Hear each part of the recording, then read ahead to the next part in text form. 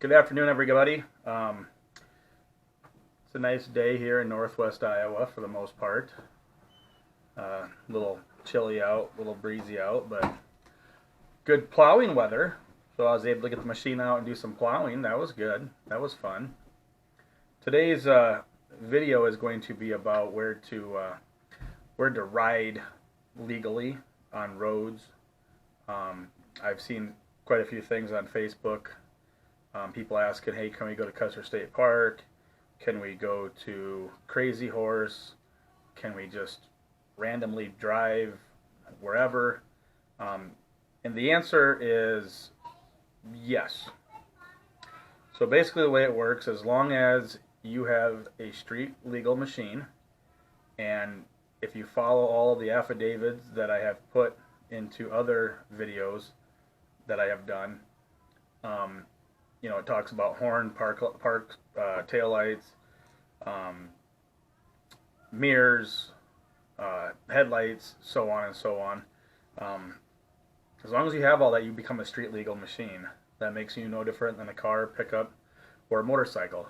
In the state of South Dakota, as long as you are a street legal machine, you can go literally everywhere except for interstate, private property, and then any place that would have a sign that says no motorized vehicles.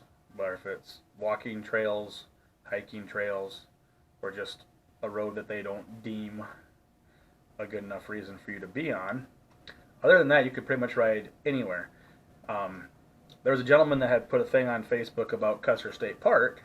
You can ride in Custer State Park. Yep, you can ride right in Custer State Park. We do it all the time. We usually start off by Hill City there and go up through to Sylvan Lake, and then get on the Needles from there, and we go down through Custer State Park through the Wildlife Loop Road, and then we usually bring Iron Mountain Road back, which is 16, back into Keystone. You can go right up to Mount Rushmore and go right into the parking lot. Check out Mount Rushmore, and the great thing is there's no time curfew. There's no restrictions on that. You can literally, as long as you have the proper stuff on your machine, you can be out until 5 o'clock in the morning if you want. So I hope that kind of answers a lot of questions on that kind of stuff. It's not too extremely difficult as far as the restrictions go on where you can and cannot go.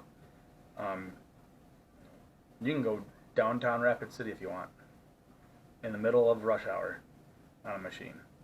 That is legal. That is viable. That is something that you can literally do and not get in trouble. So the other thing too about traveling out there, I've seen some people talk about staying at certain places but then still wanting to go to other places that are a little bit farther away. Whether if you're up north and you want to go to see something down south.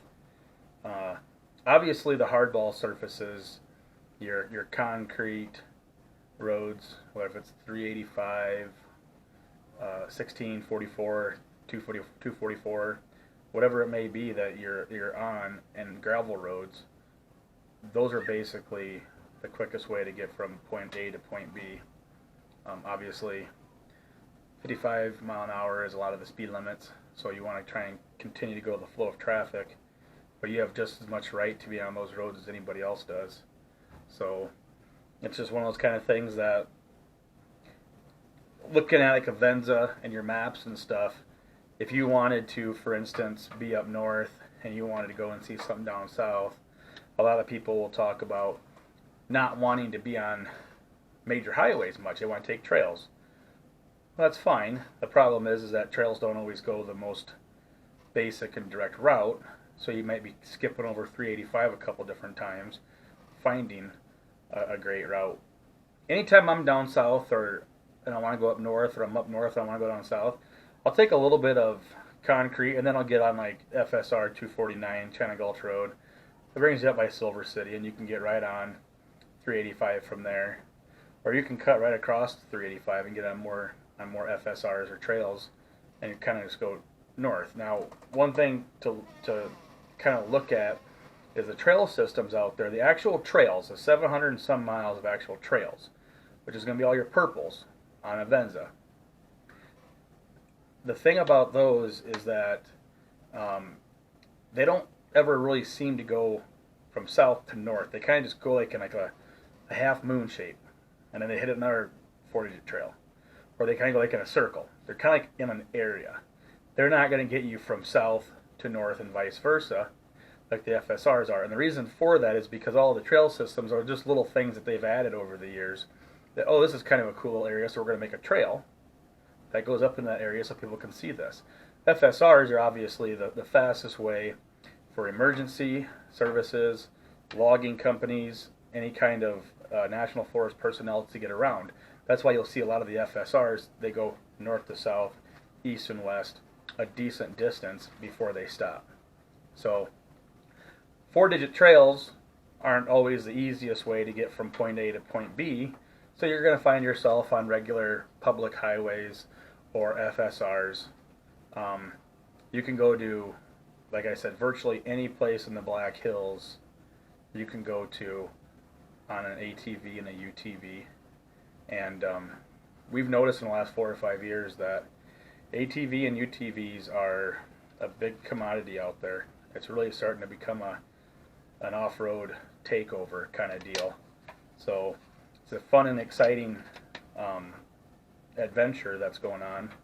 But outside of that, you guys can go clear down to Wind Cave National Park. You know, clear down to Hermosa. You can go anywhere. You want to get on Highway 44 and go from Rapid all the way over to the eastern part of South Dakota. You sure can. I wouldn't advise it. I don't know if it'd be too much fun, but you can sure do that. So